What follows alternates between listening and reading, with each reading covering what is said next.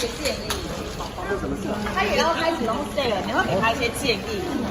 啊，还是等他开始要跟你一样走用 sale 的行程，那对你要不要给他一些建议？这个我建议我其实都给过了。你给过，那他有听吗？啊，你看他以后的行为就知道。那天李嘉芬迟到，你会不会生气？不会。你在太阳底下曝晒半小时，好像有很多妈咪都替你很心疼。还好啦。那你要也是很忙嘛啊。你要怎么整合我可以体谅啊？你要怎么整合妈咪跟波粉？我们尽全力，只要能帮上忙，我都会帮忙。那你接下来还会跟韩家人或是韩正宇的人？当然有可能啊。对，大家时间安排的好就可以啊。那个韩市长呢？那个韩市长有机会同台？当然有啊。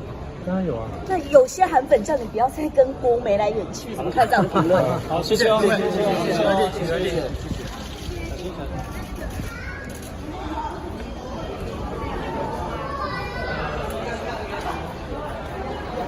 再往下一步，台湾就跟北韩一样。台湾的未来有没有可能变一党专政？我看到在密克罗尼西亚一个小岛上，20多年前，那个岛女孩子不穿上衣。大哥！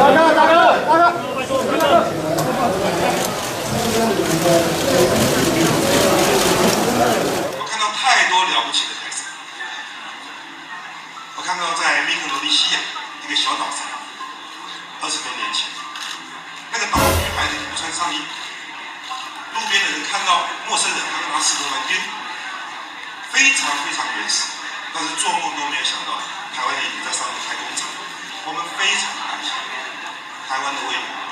只要我们这一辈的，我们心里都非常的清楚，我们下一代的年轻人前途是越来越清晰，他们的未来是越来越让人担心。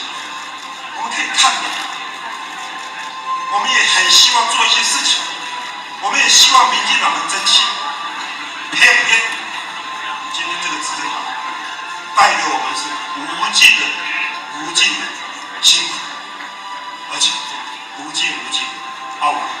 为什么这么没有出息的民进党，只剩3年半可以把台湾搞成这个样子？前2天，东南国协正式邀请澳大利亚、纽西兰、中国大陆、南海加入16个国家将来关税同盟，台湾没有办法加进去。再往下一步，台湾就跟北韩一样，整个被锁住了，我们能不担心吗？所以，我们必须突破现状。未来的台湾只有2个字：开放。只要在国家安全没有危险之下，我们必须开大门、走大路，勇敢的走出去，为我们自己、为我们的家人、为我们的下一代让道路，好不好？